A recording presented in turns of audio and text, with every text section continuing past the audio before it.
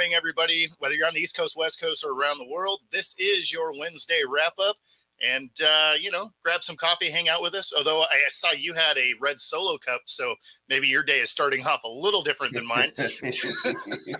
You know what's sad? In an effort to not do dishes as much, we do the red Solo cups. But then I realize what they look like when I'm on air. People are like, oh, it's 9 o'clock in the morning, I guess. Hey, not judging. I'm just saying. Like we're stretching that whole, it's 5 o'clock somewhere.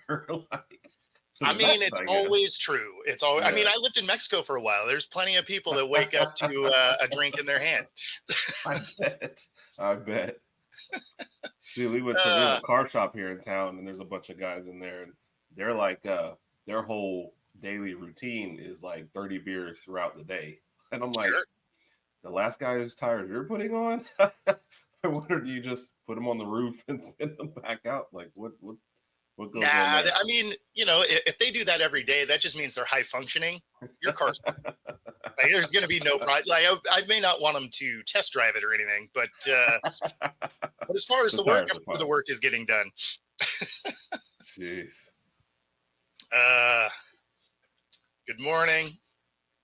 And of course, when no judgment from me. Yes. So you just want me to pass you a drink, right, Win? Yeah, that's right. So, a week in review. Obviously, we have to hit the CeeDee Lamb contract. They finally get it done. It's weird to have it take this long to then still do it. Yeah. I mean, it seems like you would have been a little more proactive about it. Maybe got it done before Jefferson's got done to save you some money. Yeah. But that doesn't seem to be what the Cowboys like to do. They like to overpay for stuff. This makes him the second highest paid non-quarterback in league history. Not that designation means a ton because the next guy. Yeah. Right. Like, so the last guy is the best guy. Basically. Yeah, exactly. So, I mean, it doesn't mean what it used to. It used to be if you reset it, it's because you were amazing. Not to say that Lamb isn't fantastic. Right. But at the same time, it's just next man up gets the highest paid contract. Because there's no way I would have expected guys like Tua and Love and Lawrence to be, resetting the quarterback market based on the product we've seen on the field. Right. Not to say that they're bad players or, anything to that end. It's just we've seen one good season out of Tua. We saw 6 good games out of Love. Lawrence is, inconsistent. Right. And so I was waiting to see how many good seasons you said we'd seen out of Lawrence, because I was like, Travis will probably chime in and give us all his stats. Oh, there's no question. There's no question. And I love the homer feel from Travis. Yeah. And yes, I agree. I love it too as well. It's funny. But I'm like, they won that one playoff game with a huge comeback. Other than that, I can't think of like anything great that's really. Yeah, no, I mean, just inconsistent is really the term for it. Now, obviously, I throw away his first season because, Urban Meyer was there, and that whole season was just a dumpster fire. Like, nobody was going to succeed in that situation. But inconsistent is really kind of where I put that. Yeah. I say all of that to say none of that makes me think reset the market. Right. Now, guys like Stafford getting paid, sure, routinely at the top of the food chain when it comes to yards and everything, gets a ring. Yeah. Gets a ring after escaping Detroit. That was like the very next year. So we're so maybe a lot of it wasn't your fault. Yeah, you kind of assumed it wasn't anyway, but but I mean, and Goff getting paid, right? Like he was in a Super Bowl before, he gets to a championship game with Detroit, which I mean, here we go. And so something Stafford wasn't able to do. Yeah. So, I mean, when you look at that, you're like, okay, him getting paid, that made sense. Right. But when you're looking at those other 3 guys, it didn't. And so, Lamb getting a huge contract, he has produced, right? Like he's looked good. Him getting paid made sense. Yeah. Just like Justin Jefferson makes sense. That being said, the Dallas Cowboys are up against the cap, and what Dak has a $65 million cap hit this year. And then I think he's still 40 million, I think, next year. Next year, right. Whether he's on the roster or not, right? So does this actually make them better? No. And it's so like your parallels are kind of what we sometimes talk about San Francisco and Last Ride and all that kind of stuff, right? San Francisco at least went to the Super Bowl. And, if they pray Ayuk and try and keep the team together, you can like see that, right? But with Lamb, again, Lamb's worth the money he's produced, but you're not going to win a championship this year, And then next year, it's like, do you lose Parsons or lose Dak, or how's that look, right? What's going to happen to Lamb in year 2 and 3 of this contract? You're already like, it's just, I think because I don't think they have any shot. And I mean, they have talent. I guess you never know what could happen. I still think they'll win 10 games. They'll still make the playoffs, whatever. But Once like you get in, you're mortgaging your future for like a present that's not that great either, And to your earlier point, I don't know why Jerry Jones always does this. It's like the age of people like backing down as players, like that's just not happening. You tried it with Dak, you end up having to overpay Dak at that point. You tried it with Lamb, look what happened. All he did was go, chill out all summer, and you paid him anyway. And then you did it with Zeke too.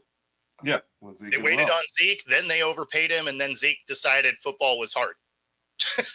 didn't want to do the work anymore. So. Right. Yeah, I mean, the way that I look at this, it's like, okay, someone was going to pay him, right? He's an elite level receiver, probably top 3 or 4. Right. You can make that argument. So I don't have a problem with him getting paid. And I think the way that I look at it is their cap situation is bad enough that, you have him, you have Micah that still needs to get paid, you have Dak that still needs to get paid, right? So say somehow creative financing, they get those 3 contracts done. That means this team is an absolute wreck in 4 years because every single one of those contracts has to be backloaded for no other reason than they don't have the cap space to do anything with it today. So they can do whatever the contract is going to be, and then they can do the signing bonus that they can move that money around throughout the contract. But the numbers on the back end are going to have to be nuts because their current cap situation is bad. So you're just going to like compound a bad situation. You're just kicking that can down the road a couple of years. But I mean, rather than just embrace the suck that's coming, if you kick that can down the road, I mean, you're going to blow this team up. Like it could be one of those scenarios where the Cowboys are finally not even competitive. Right. Which also means you have to win a championship, right, in the next 4 years. Like the pressure is even more because if you do all this, I mean, think about like with the Rams were doing for the longest time, Sure. Giving away every draft pick possible. They finally won a Super Bowl though, so like you can say, okay, all that works. If Dallas doesn't win the next 4 years, which I don't think they're going to. Obviously, can't project everything 4 years in the future, but I would bet against them. So that means you did all this just to give money away, And I think about like what the Clippers owner Sterling did for the longest time, which now I mean, what a great say. He was a trash human being, but all he ever did was draft his guys after they're into their contract, let them go, be terrible, draft other guys just so he could make money. And I'm like, we look at that strategy as terrible, but at least it was a strategy. This strategy just seems to be throw a whole bunch of money, blame everyone else when it goes wrong, and throw money at other people. Like I guess if you're America's team, you do what you want, right? I do what I want. Yeah, no, I mean, you're not wrong. Like it doesn't make a ton of sense when you could start this mini rebuild and stay competitive during it. Right. Instead of setting yourself up to have to blow everything up here in a couple of years. Yeah, and exactly. And I always make the comparison. It's like, yeah, okay, if you do it like the Rams, awesome. You get a ring. They can't take a ring away from you. Right. It doesn't matter how bad you are the next couple years. You got that ring. That's it. But if it works out like the Saints, where they did a very similar thing, they gave away all their draft picks, they had terrible cap situations, but also didn't win. Right. Well, then all you did was set your franchise back. Right. I mean, all of a sudden you're the Panthers that have no cap, no trade, no trades you can really do, and no draft picks. It's just like, okay, well, now what do we awesome. do? Yeah. I hope your fans are patient. Yeah. Which we know from our fan bases, that's never going to happen. By the way, us wanting to wait out something like that. Yeah.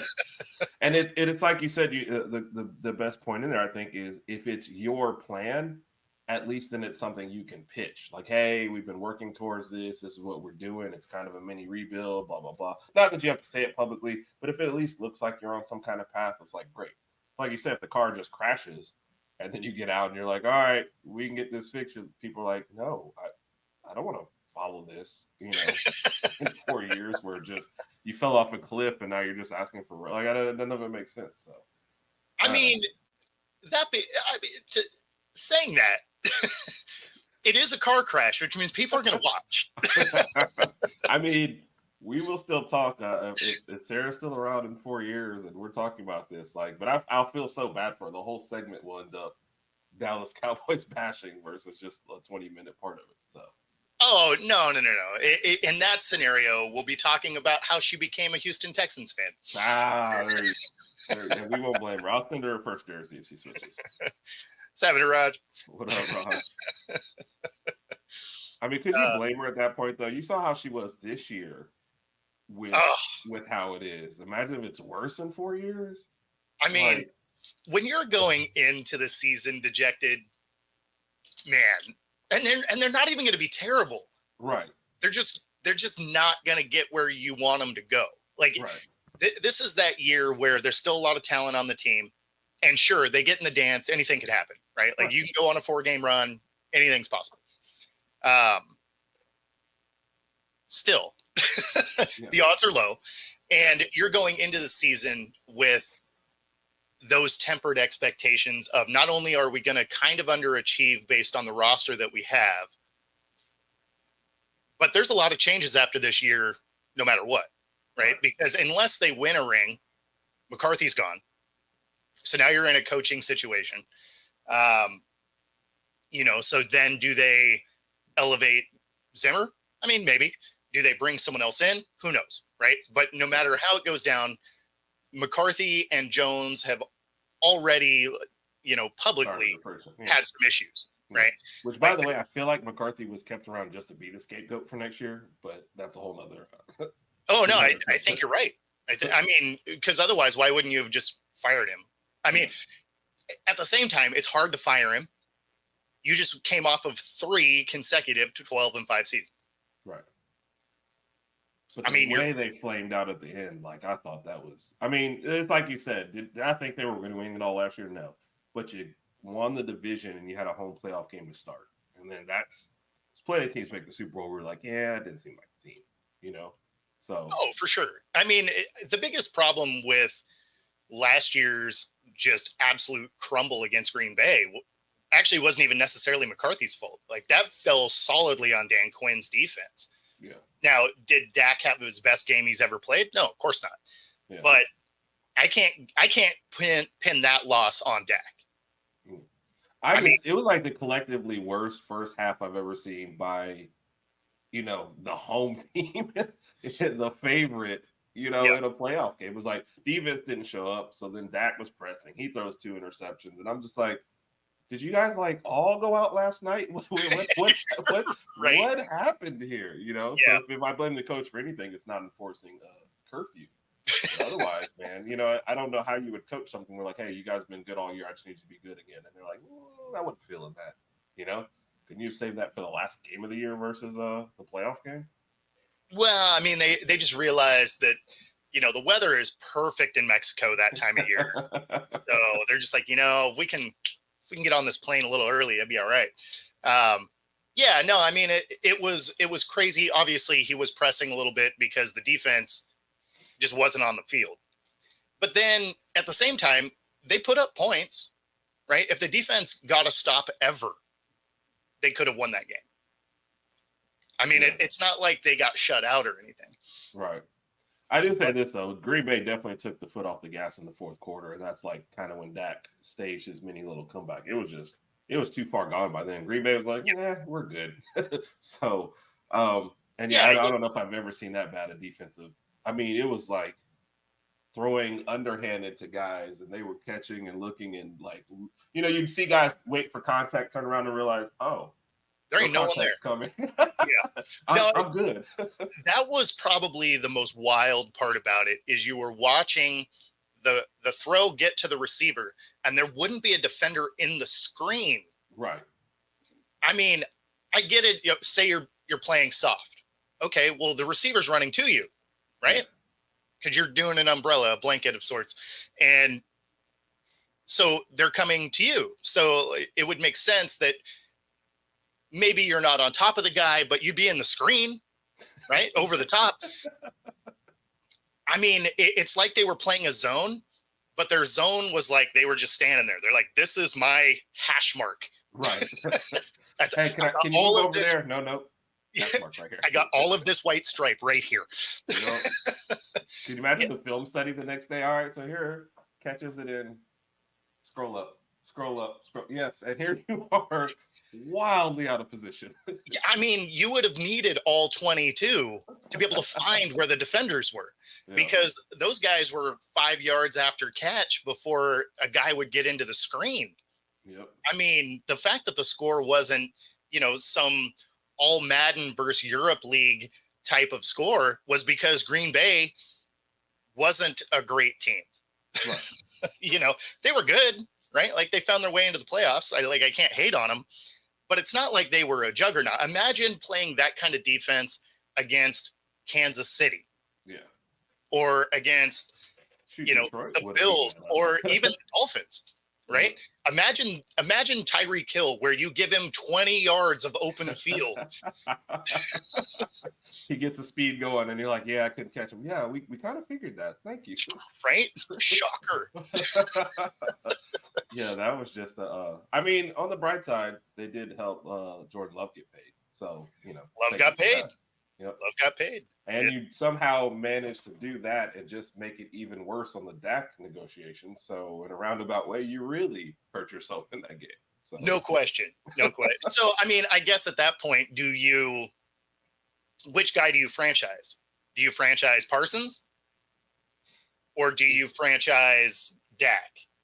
So when we were on the show, or actually, you can't franchise Dak. Right, you can't franchise Dak. You can't do anything. So I mean, did he not do the best negotiation of all time? I'm gonna sit, I'm gonna wait. You're gonna pay me huge amounts of money, and I'll have all the leverage going into the next time we do this again.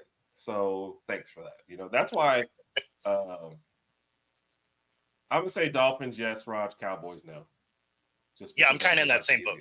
Yeah, I'm kind of in that same boat. Like the easy answer. Yeah. Like we said, no matter what we're saying and all this, the Cowboys still have talent. I still think they definitely make the playoffs, but there's nothing that's been shown from them to make me think this will be. And they're already getting a couple of injuries nicked up here and there. Yep.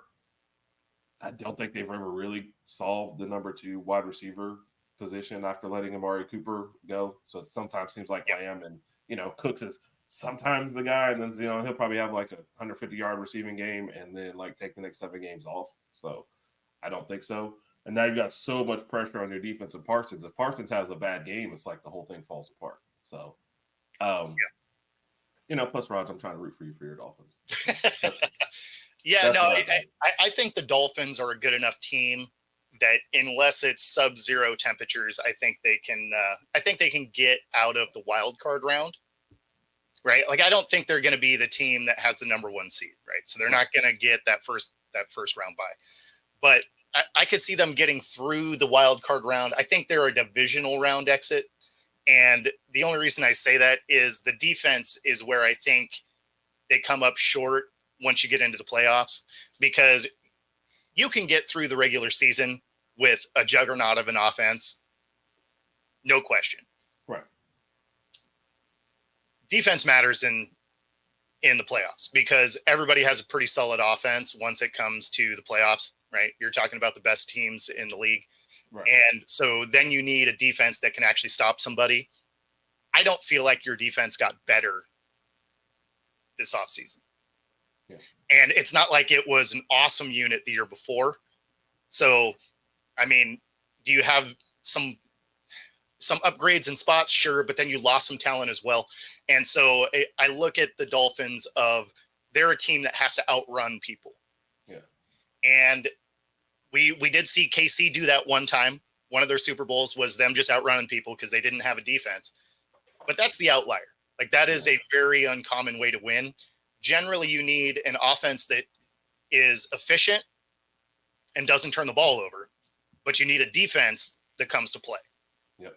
So exactly, it hasn't gotten better, and and it's not a slight towards the team. It's just the history of football says defense matters when it comes to postseason play, and that's where I think this is probably a divisional round exit type of team. Yeah. And to be fair, Rodgers been on that same boat the entire time too, though. So he's been very consistent in saying that. And then like you look at the biggest splash pick they made was OBJ, who by the way is already hurt. I think he's going to miss the first yes, he is. himself. He is. So it's like you decided to not improve the defense. You decided to go pick up an offensive player we did not need, at a name that we didn't need, and probably a price we didn't need to pay, and then he's already hurt. So yeah, because what they gave him 8. Is that right? 8 mil. 8, yeah, that one was such a head scratcher to me because you don't need OBJ as a third option, no, or a fourth option, really. Like he may very well be the fourth option there. And then when you look over the last 4 years, he's been injured every year. Sure, he wins the Super Bowl with the Rams, but he wasn't a huge piece of that team, right? Like that was that's the game he got hurt in. So he had it would be like every 5 games he'd have like a good one here and there. Yeah. And his Super Bowl started out all right, but yeah. No, I mean that's the cherry on top when you already have a Sunday. If he's not there, do you miss the cherry? No. In fact, if it wasn't there, you wouldn't even think about it. But, that one moment, that was kind of like Percy Harvin for the Seahawks during the Super Bowl. Did they need him to run that kickoff back in the second half? No, they were already destroying Denver. Does it make an awesome highlight reel? Absolutely. Yep. So, I agree. Like oh, good. No, sorry. I'm just because I had to look up because I forgot his name. I just thought like a Hunter Renfrow at that price would have fit what these guys are doing way better than that. So sorry, I kind of got excited because I could sit here and I'm like, I forgot his name. So the way I had to look him up was the Clemson wide receiver who caught the winning touchdown against it. And that just kind of hurt me to have to do that. So brain farts early in the morning. That is hilarious. Yeah, sorry, I didn't mean to cut you off there. That was just No, you're good. And I mean, honestly, a guy like Renfrow would have been perfect. In fact, that's the kind of guy they need because they already have burners with Hill and Waddle, right? Like those guys can already stretch the field, which is the one thing that OBJ is good at, right? Like it's not like he's a fantastic route runner. Yeah. So, that's I don't know. It seemed like an unnecessary piece. And $8 million that should have went to a defensive side of the ball that is already lackluster. Agreed. But can we settle the argument? So my original, when we were on either that show or our show, I said it was going to go Lamb, Parsons, Dak. Because the problem, I guess, with playing Lamb and Dak is like I've got a duo together that I'm giving a whole lot of money that I don't expect to win me anything. So at least if I keep Parsons around, maybe I can hold the defense together and we cobble some crappy quarterback out there and maybe try to win low scoring games. But paying Dak like $60 million to not, I mean, we have just seen it too often. He is a great regular season quarterback. If they had a way to bring in just, I don't know, Cooper Rush just for the playoff games, I would almost trust that more than letting Dak go out there the whole time. But Dak's the guy I expected because he was second in MVP voting last year. I'm like, yeah, he's having those kind of seasons. But in the playoffs, he just doesn't have MVP type games, 2 years ago against San Francisco, they couldn't do anything at all. And I know, yeah, that's a great defense, but you still need your, like, if I'm paying you $60 million, I want you to be great against great defenses. Like, we can't just go, defense was better than you. You know, like, I need something from you. Well, and that's something that, you know, it's going to hurt me to say a little bit, but Colin Cowherd makes a solid statement of is okay. no. That's why I said, like, okay. Like I was struggling to get it out. That's what I'm saying. Like, that would be like me saying I agree with Stephen A. or something. I just, it's not a real thing. But he does make a good point in the way of don't throw elite money after very good. Right. And that's what Dak is he's very good. Like if you're putting together a top 10 list of quarterbacks, he's coming in around 10. Yeah. Like he may make your list. He may be just outside it. That doesn't say reset the market to me. Right. Now, like we said at the top of the show, I don't feel like the guys that were resetting the market were necessarily worthy of that either.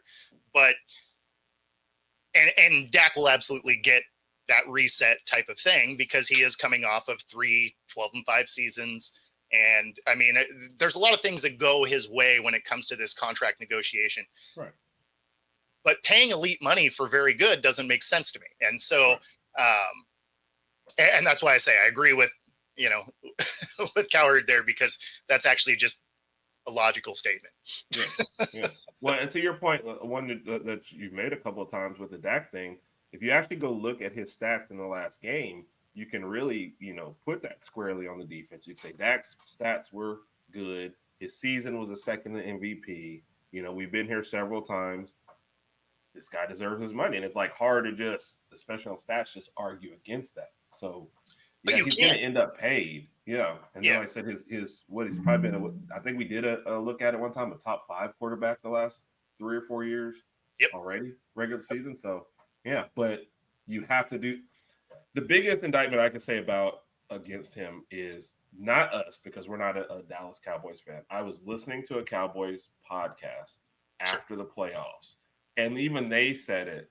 Something just happens to him. He just wasn't himself. He even admitted to be a little. I'm thinking these are your guys saying, "Yeah, you're not good," when the lights are the brightest. So, it's easy for us to be outside labeled as haters. You go one way or the other. You either elevate your game or you don't. Right. You can say the same thing for a guy like Kirk Cousins. Yeah. He is an absolute regular season morning game monster. Right. I mean, absolute stat machine. If you're playing fantasy, you have to pick up Cousins. Right. Have to. Right. It's like Stafford when he was with Detroit. Like if you were a fan of the team, you're like, we're not going to win any games. But if you were playing fantasy, like you had Stafford, whether he was your first or your backup, like you had that dude because you knew he was going to throw for 4,500 yards and 30 touchdowns. Like you knew that was going to happen. Doesn't equal wins, but and then when postseason came around, he didn't get a lot of opportunities in Detroit, but Cousins has been in the spotlight a few times and always comes up small. Yeah. And that kind of fits in that window. Yeah. Is, can he lead the team to the playoffs? Sure. But once you get there, doesn't know what to do with it. Right. So, and then that's a tough pill to be paying, $60 million for, Exactly. So, no, and that's where I have the problem with it is it's like, okay, tons of teams would absolutely sign up for 12-5.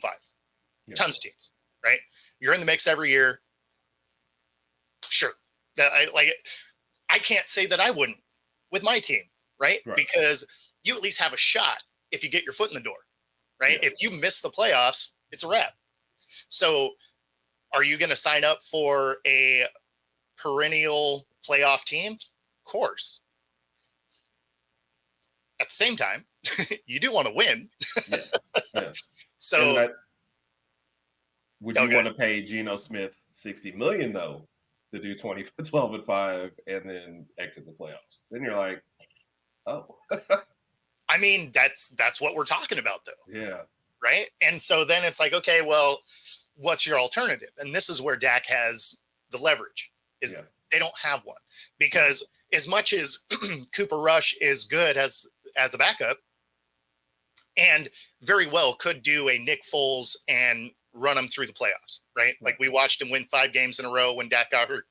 So it's entirely possible. But well, I wouldn't put any money on it. Exactly.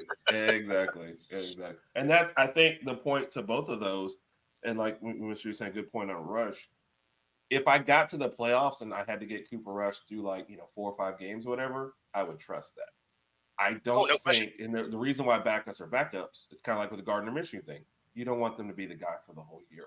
So that's why Cooper Rush is still there. He knows that system. He plays really well in it.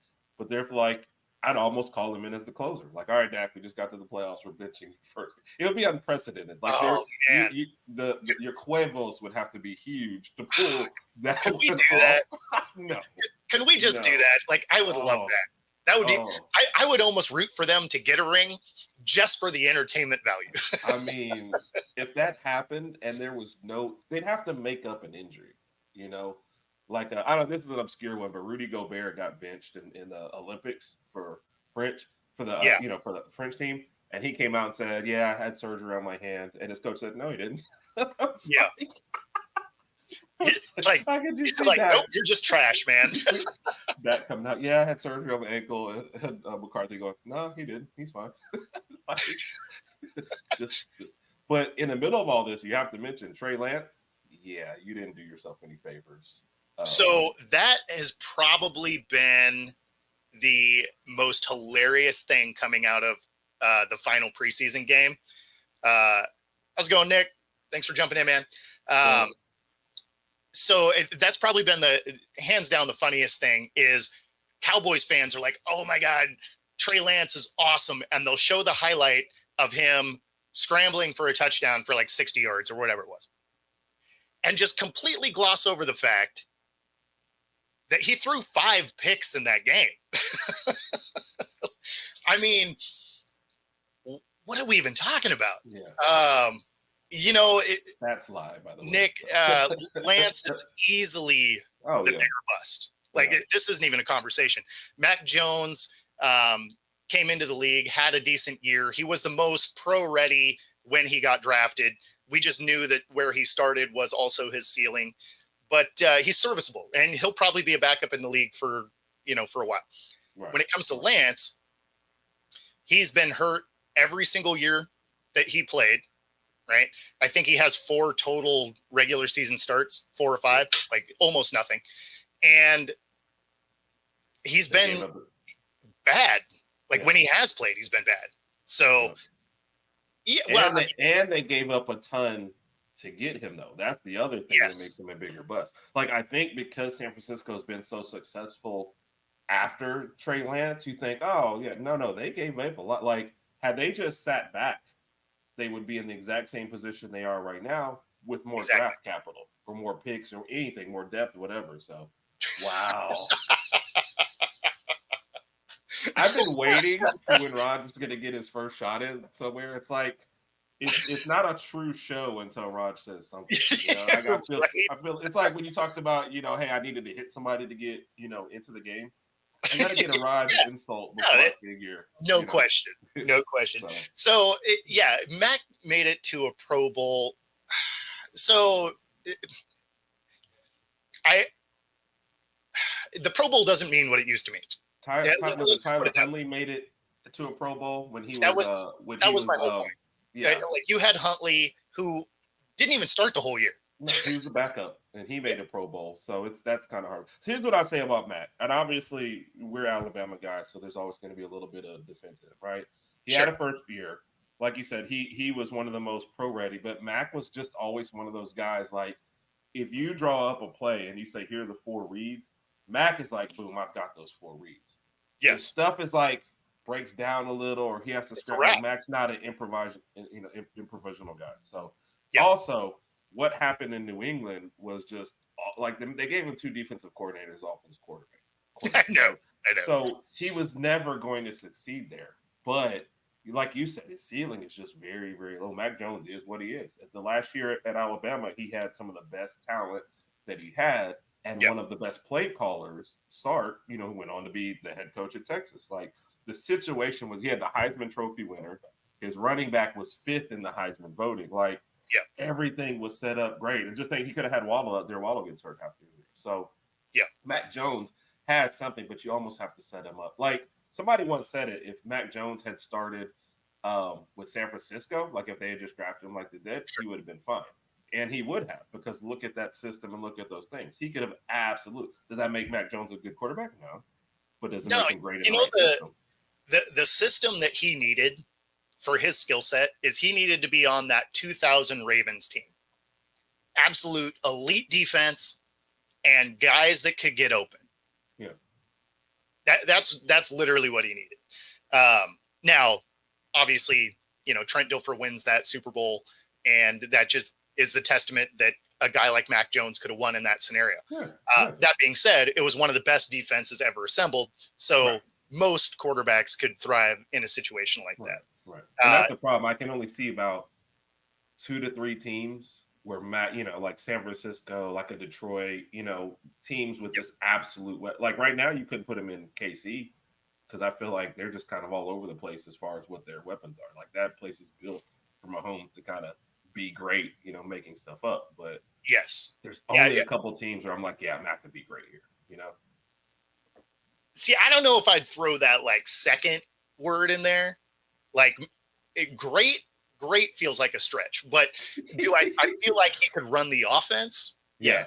Like I think I would kind of tailor it that way of, I think he could be effective. I don't know that I'm going to see a scenario where he's just going to be great. Like, I don't think he's that level of quarterback. And maybe I'm wrong, but no. I like I said, it's hard when you talk to other Alabama fans about it because they remember that championship season, and they'd be like, I remember being at a game the year after and Bryce misses a throw and they're like, oh, Mac would have hit that. So yeah, Mac's line was better. His skill positions were better. He would have hit that throw perfectly. Yeah. But if he had to do anything like Bryce had to do, scramble or get out of any kind of trouble, that's what happened. I saw Mac Jones almost hurt himself on a slide. Like that was at 0.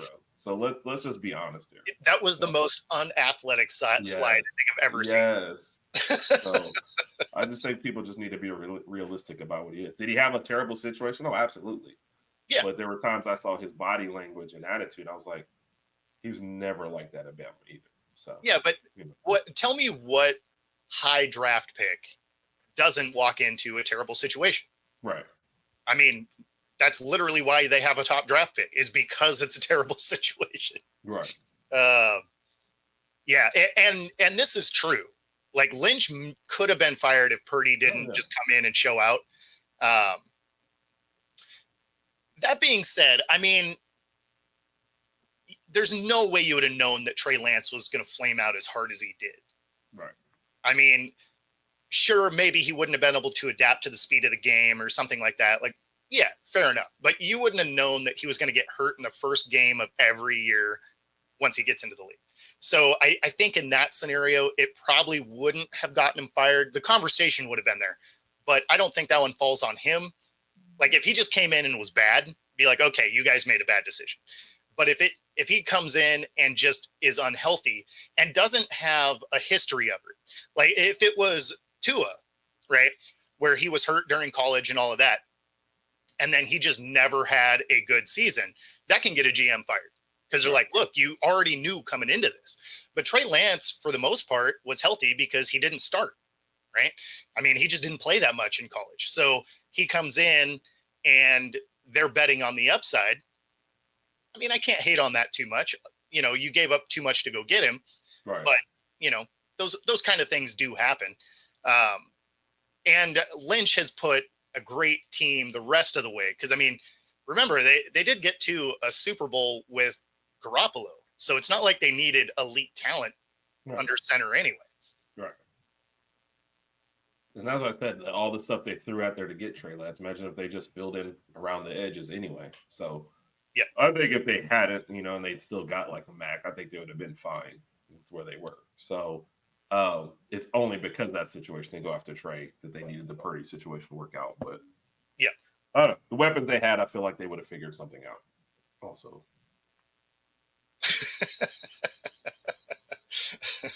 Baking soda. Yeah. Yeah. Yeah. I don't even know if it's baking soda. That's still useful. It's just Are you crushed up drywall. are you speaking from experience, or is that another conversation altogether? There. Oh, man. So, speaking of quarterbacks, Green Bay does pick up Malik Willis from the Titans. And that's sort of a situation I do kind of like for for Green Bay and for Malik. Because, I mean, in uh, Tennessee, like they weren't going to be, he wasn't going to get used, right? You were going to have the Mayo man getting the start. But I think that Green Bay is creative enough that they might use him in a Taysom Hill kind of way. Yeah. Because he is a fantastic athlete. Right. Like he may not be an upper echelon quarterback, but if you used him like a Taysom Hill, where he's on the field, you can, use him in some gadget plays, stuff like that, then I think that could be really interesting, especially some of those like end around double throw type of gimmicky plays. I think he can make a difference with a team that is already kind of up and coming. Yeah. Rick James. Jeez, Rod. Yeah, no. And I think just getting out of in Tennessee was good for him anyway. They drafted him high, but it's like they didn't really seem to have a concrete plan for developing him. And some of these, I don't know if some of these guys, when they draft a guy like that, are they thinking we're just going to throw him out here and just see if he gets better? So I don't know. But I liked him getting out of there, and I liked him getting to Green Bay. So no, for sure. And so actually, Nick here is a Green Bay fan. So do you like this move for Green Bay? Since you're here this morning, obviously your backup situation wasn't great anyway. But how do you think they ultimately want to use Malik? Because it can't be just as a backup, because there were probably better throwers of the football that are still available. So that's why I think they're going to use him in some creative ways, or at least have the option to. So yeah, let us know what you think about that, Nick. I'm curious what that looks like for the fan base. Yeah.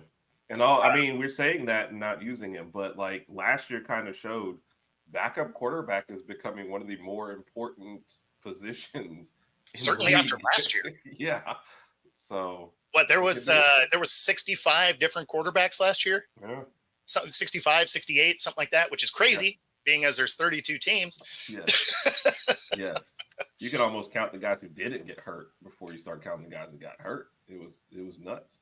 Oh, for sure. Well, I mean, speaking of Nick, we were in a fantasy, football league together last year. And I think I went through, during that year, 5 different quarterbacks. Yeah. And reused them a couple of times because some of them came back and whatever. Now, granted, my running backs all got hurt too. Like I had a terrible year, but it was crazy because I don't know hardly any teams that actually finished the season with the same quarterback they started with. Right. I think you had like a handful, some of the playoff teams, I think, but it's like every other team. Yeah. Well, actually, not even all the playoff teams. Cleveland didn't. I mean, they go through. Their guy wasn't even on the roster to start the year. So didn't they go through 4? Was it 4 for Cleveland?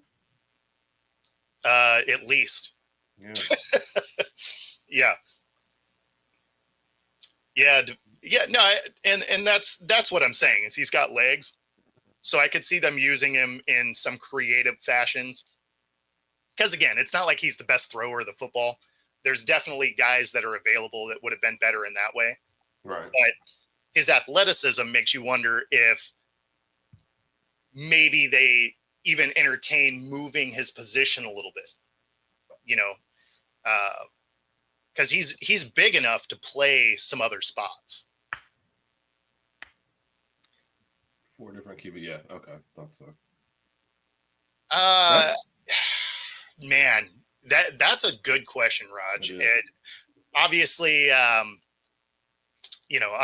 obviously Nick wants them to absolutely duplicate it. I don't know, because the beginning and the end of the season were so wildly different. Like the beginning was not the best, but then down the stretch he played incredibly well. So my guess is he's going to be somewhere in the middle. And if that's the case, I mean, you're going to make some noise. You'll be a probably a wild card team, at least on that bubble, would be kind of how I view that. I don't know that they're necessarily trying to take Detroit down yet, but I could see them, competing for that 6th or 7th spot in the playoffs. Yeah, I would still have Detroit winning the division, but I imagine that's a pretty popular pick for them to go back to back there. Yeah, I mean, especially because they didn't really lose much this offseason. I mean, everything they lost, they were mostly able to kind of realign with new players. So that should still be a very good team. I mean, it's actually going to be a really fun division to watch, because Detroit's going to be a good team. They're definitely going to be favored to win that division. The Bears, we're not really sure what they're going to be. They have a lot of talent on that team. They still have no offensive line. So, kind of a wait and see situation, but there's enough talent on the roster. They should be, they're going to win some games. They probably shouldn't. And they're probably going to lose some games that they also shouldn't. Yeah. Then you have a lot of games they should. Exactly. So then you're going to have also the Vikings, right? Right. They have some weapons. That defense really came on towards the end of last year. They still have most of that defense intact. So that's another team that, the Vikings probably finish last, but they're going to be a scrappy team. Yeah. And then you have Green Bay that has a lot of nice pieces. And if they're anything like what we saw coming down the stretch, they're going to make some noise during the season. So, I mean, that could be a division that is won with a 10-win team, because that division just beats each other up. Yeah. But that also ensures that none of them get the number 1 seed, because nobody's getting the number 1 seed with a 10-win year.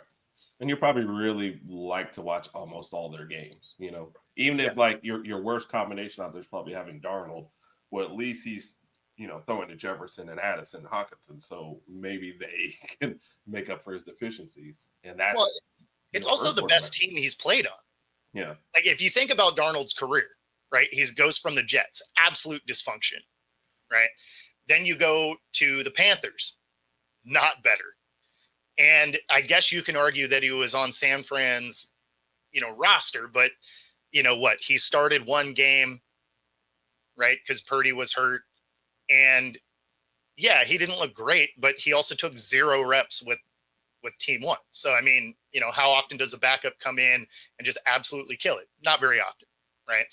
So now he goes to Minnesota now, and there's no pressure now with JJ McCarthy getting hurt, that he gets to just kind of relax and get into this system and prove why he should still be in the league. Right. Now, do I think he's going to be a starter moving forward? Probably not. Right. Yeah. Like he'll be that bridge guy. Yes. But this year will probably cement whether he is still in the league after this year. Because if he goes in and is terrible, that'll be it. Yeah. Yeah. Especially throwing to those guys. If they can't make you look good, yeah, you're done.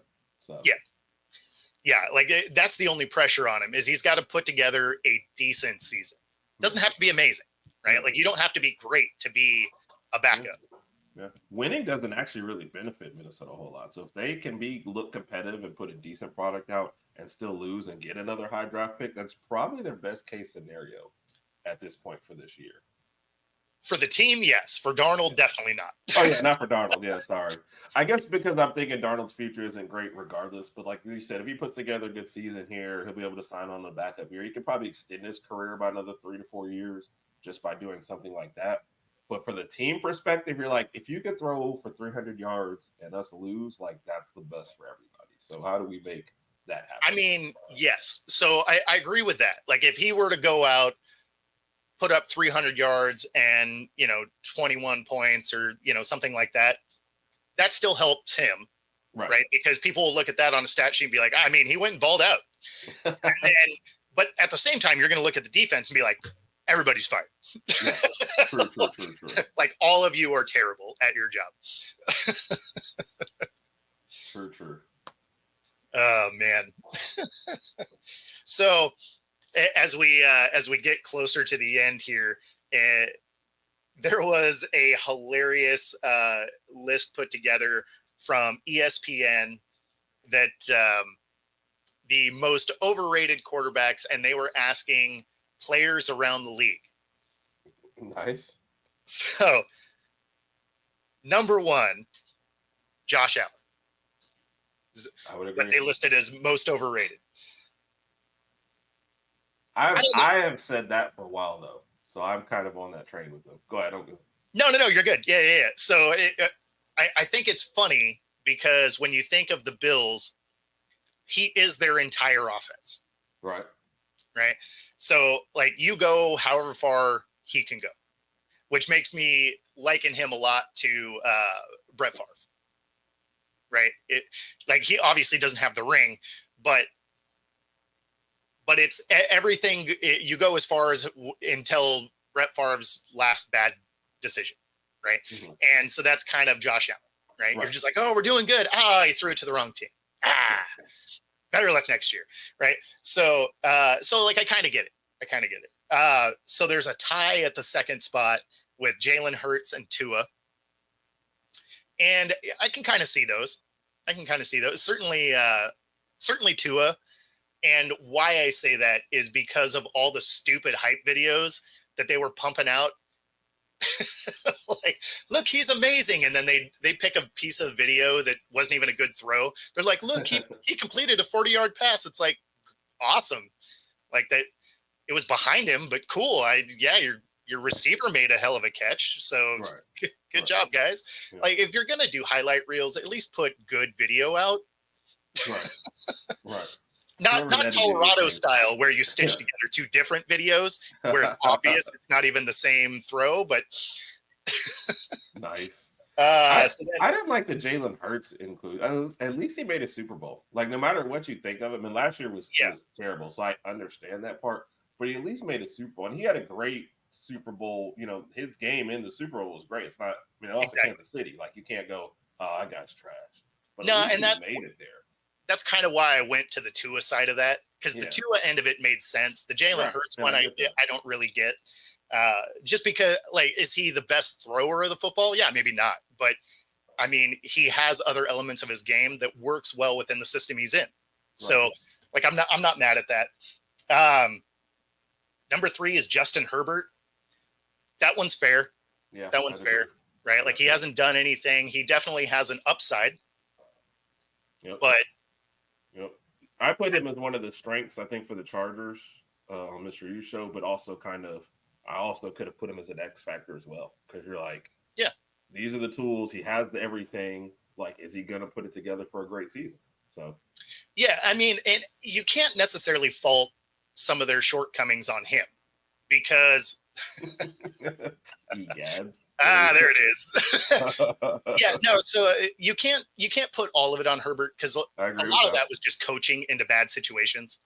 So, one of the arguments is like, oh yeah, can't get to the playoffs. It's like, well, if they don't call the timeout, he would have been in the playoffs, right? Like he couldn't have done anything different in that game. It should have ended as a tie.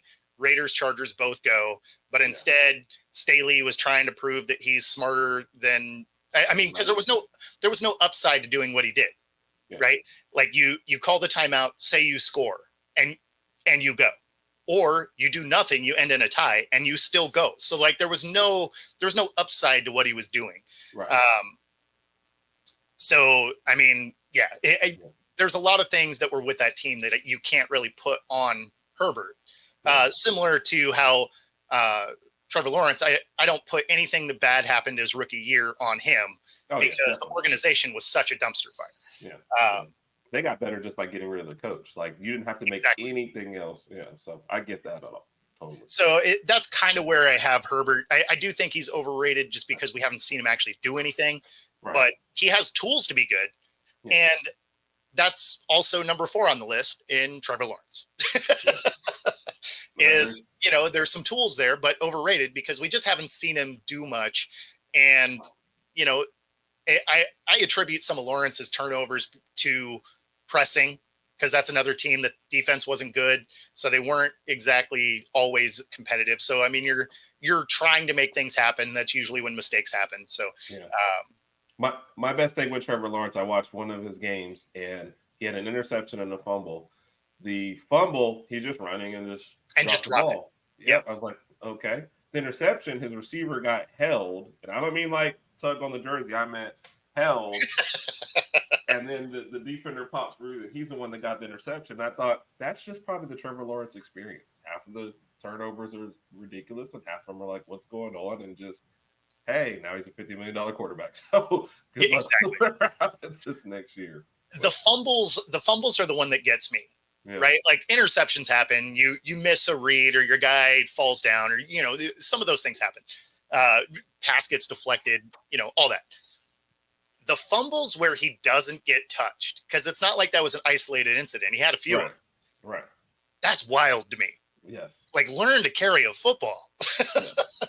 Yes. I mean, like, if you're going to start scrambling around, at least put the other hand on it.